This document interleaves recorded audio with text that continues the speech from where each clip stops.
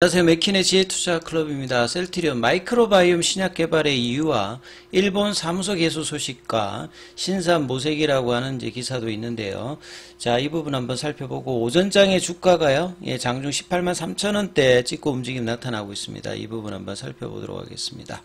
먼저 시장 전반적인 어떤 흐름들을 살펴보면 새벽에 이제 미증시는 대통령의 날로 휴장이었어요. 그래서 지금 원달러 환율 자체는 2원 50전 정도 올랐습니다. 어제 외국인들이 뭐 선물 쪽하고 이제 거래소 쪽 중심으로 매수를 했는데요. 오늘은 외국인들이 선물에서는 4,600억대 다시 또 매도를 하고 거래소 코스닥에서는 매도를 하고 있습니다. 그러니까 이게 좀 지속적이지가 않고 한국 같은 경우는 변동성이 굉장히 뭐 매일매일 좀 다르죠. 전반적으로 외국인들이 거래소 중심으로 매수는 하고 있는데 단기로 보게 되면 투자 주체별로 계속 이제 변동성이 있는 어떤 흐름입니다. 자, 기관은 코스닥과 거래소에서 매도를 하고 있는데 금융투자 중심으로 연기금은 이제 거래소에서 좀 매수를 해주고 있고 투시는 코스닥에서 좀 매수를 해주고 있습니다. 그래서 지수가 코스피나 코스피는 한 1% 하락을 하고 있고 코스닥은 이제 좀 강세인데요. 개인들은 이제 양시장에서 일단 매수를 해주고 있습니다. 코스피가 2700선을 바라보면서 1월달 고가를 넘어가는 흐름을 보였는데 오늘은 다시 또 28포인트가 내려와서 2652선까지 일단 조정을 보여주고 있고요. 상대적으로 이제 다음 주에 발표되는 기업 밸류업 그 프로그램 초안 발표를 앞두고 있으면서 최근에 이제 뭐 이 PBR 관련되는 은행, 보험, 그 정권사, 그 다음에 지주사, 자동차 회사, 그 다음에 어제는 이제 공공기관 관련되는 부분에서 주주환원 관련되는 부분을 경영성과의 지표로 보겠다 하면서 이제 뭐 한국전력이라든지 그 가스공사라든지 이런 공공기업 관련되는 부분들도 수급이 좀 돌았는데, 자, 이에 비해서 이제 코스닥이 이제 코스닥은 성장주가 중심이다 보니까 PBR이 대부분 좀 높은 어떤 종목들이 상대적으로 조금 약세였는데 오늘은 코스피가 조금 약세였고 다시 또 코스닥이 0.49%로 반등하는 모습을 좀 보이고 있죠. 그래서 코스피는 전체적으로 하락 종목 수가 한 2배 가까이 많고요. 코스닥 쪽에서는 지수는 올라갔는데 종목으로 보면 2배 가까이 하락 종목 수가 많은 어떤 흐름으로 보여주고 있습니다. 이제 차트 흐름을 보시게 되면 코스닥은 이제 5일선 윗단에서 계속 이제 있는 흐름이고요. 이 코스피는 어제 이제 종가상으로 1월달에 고점을 살짝 넘었는데 다시 이제 5일선까지 내리는 모습의 흐름을 지금 보여주고 있다. 이렇게 좀 보셔야 될 것 같고요. 그래서 이제 삼성전자나 하이닉스 같은 경우에는 이제 이번 주에 엔비디아 이제 실적 발표를 앞두고 있지 않습니까? 그래서 하이닉스 같은 경우는 어제 양봉, 오늘 다시 또 갭다운, 음봉을 좀 보여주고 있고요. 삼성전자는 계속 이제 부진한 모습을 1월 중순부터 보여주고 있습니다. 이 셀트리온 주가하고 좀 비슷합니다. 1월 달에 고가를 하고 가격 조정하고 난 다음에 좁은 어떤 등락을 보여주고 있지 않습니까? 그래서 삼성전자도 좀 소외 흐름들을 계속 보여주고 있는데요. 자, 그래서 오늘 이제 반도체 소부장 쪽에서는 유진테크, 그 다음 뭐 STI, 프로텍, 이 다 HBM 관련되는 부쪽이고요. 그 다음에 이제 인텔플렉스가 오랜만에 이제 강한 수급이 들어오면서 올라가고 있습니다. 그래서 결국은 온디바이스 AR라든지 이런 것들이 되게 되면 결국 이제 후공정 쪽에 있는 검사 장비라든지 이쪽의 어떤 수급들이 계속 이제 종목별로 들어오는 모습이고요. 2차 전지주들은 어제 이제 유진투자증권의 뭐 버블 논란 뭐 리포트가 나오면서 주가가 빠졌는데 오늘도 좀 빠졌다가 이제 밑꼬리 형태고요. 에코프로비엔 같은 경우는 이제 갭다운 양봉으로 진행하면서 엔캠의 상승세는 오늘도 이어지면서 엔캠이 시가총액이 지금 5조 7천억대죠. 그 시가총액이 지금 코스닥 쪽에서 4위 정도를 하면서 39위에서 지금 엄청나게 급격하게 지금 시가총액을 늘리고 있습니다. 자, 그리고 이제 뭐 미래나노텍 같은 경우에도 최근에 이제 저점 대비해서 급등 흐름으로 2차 전지 쪽에서는 뭐 대형주는 좀 바닥권에 있는 가운데 뭐 소재단이라든지 그 소재 중심의 종목들이 이제 반등세가 나오고 있는 부분이고요. 자, 셀트리온은 이제 오늘도 보시게 되면 아까 제가 삼성전자 차트랑 좀 비슷하다고 말씀드렸잖아요. 삼성전자도 고점에서 좀 조정받으면서 가격 조정 이후에 이제 기간 조정을 하는데, 셀트리온 같은 경우는 10월 달부터 3개월 동안 90% 정도 올리고 난 다음에 25% 조정을 하고 난 다음에 18만원대에서 지지는 되고 있는데, 반등세가 쉽지 않은 모습을 2월달 들어서도 계속 보여주고 있죠.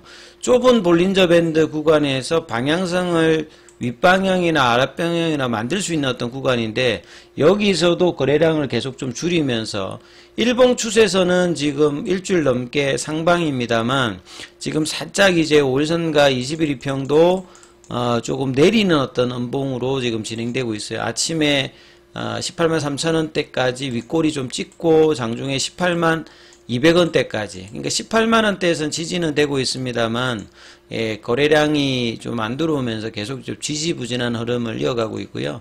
셀트리온 제약 같은 경우에도 지금 이제 비슷한 흐름이죠. 그래서 이런 흐름을 보여주고 있고요. 수급상으로 보시게 되면 프로그램 쪽에서 매도세 흐름이 외국계와 더불어서 같이 들어오고 있고, 현물 관련되는 부분에서는 신한이나 모건스탠리 이런 이제 공매도 쪽에서 어떤 현물 매도도 뭐 좀 이어지고 있다.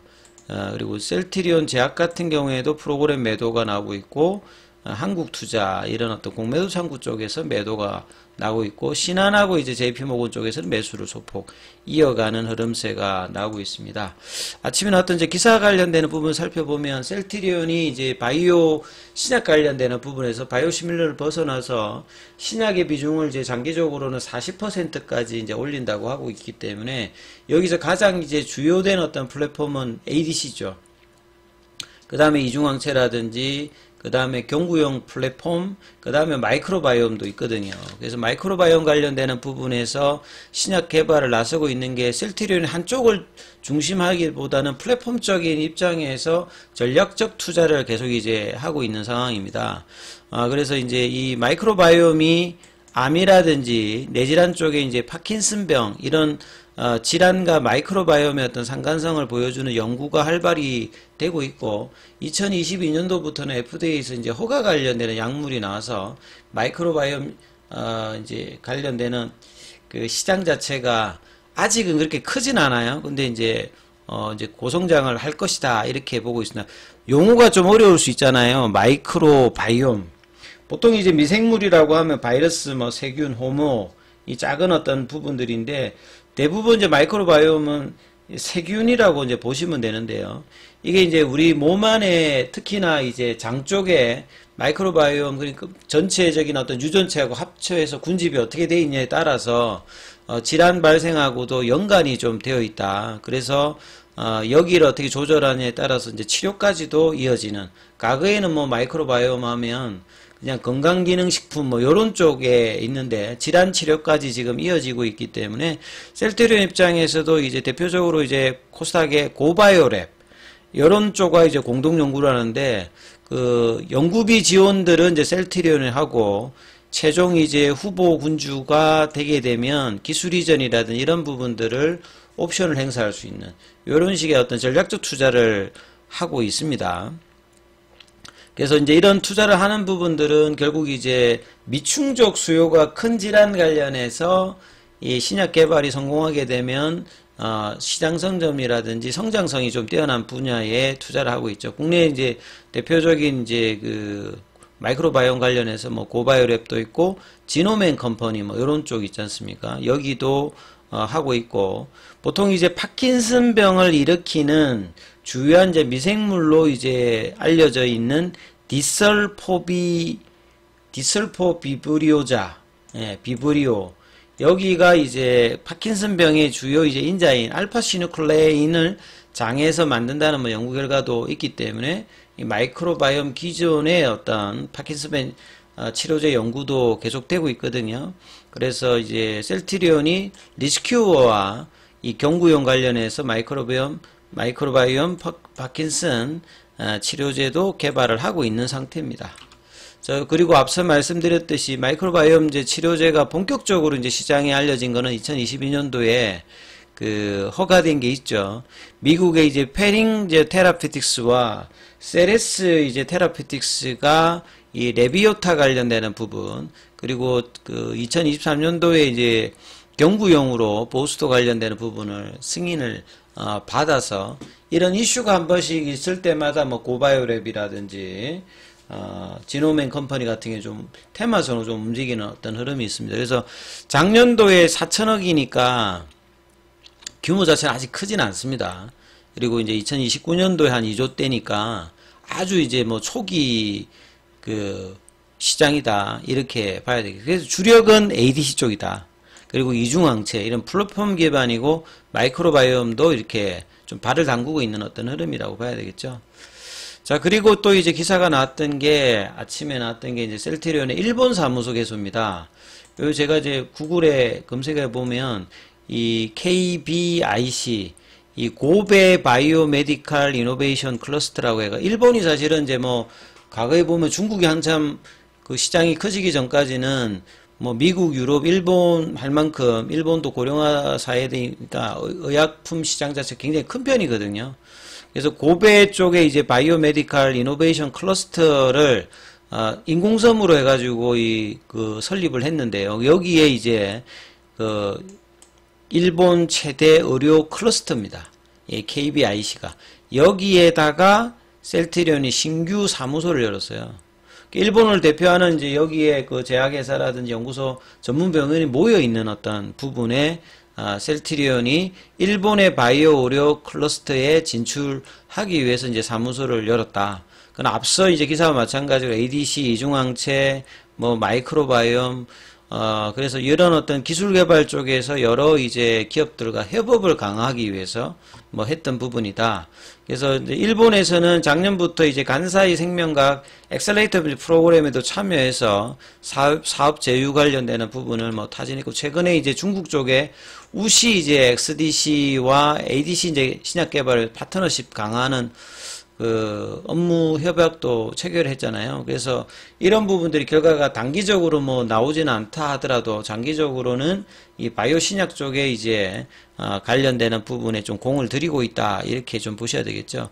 오늘 실적 발표 이제 날인데요. 이제 뭐 관련되는 이제 공시가 또 어떻게 뜰지, 보통은 이제 뭐 장전에 뜨는데 아직까지는 이제 관련되는 공시가 나오지 않는데 오후에 뜰 것으로 일단 보여지는데요. 그래서 지금 시장의 어떤 수급이라든지 이런 부분들이 거래량이 줄어 있는 상태에서 크게 지금 이제 변동성 없이 18만원대에서 등락을 하고 있거든요. 이 부분들이 2월달에 진펜트라 출시, 그 다음에 실적 발표, 향후에 셀트리온 제약과의 합병 관련된 이슈가 모멘텀이 되어서 좀 변화할 수 있는 어떤 구간에 들어가는 어떤 모멘텀에 있는 캔들이 좀 나와야 되는데, 이 부분들을 살피시면서 흐름 보셔야 되겠습니다. 여기까지 하겠습니다.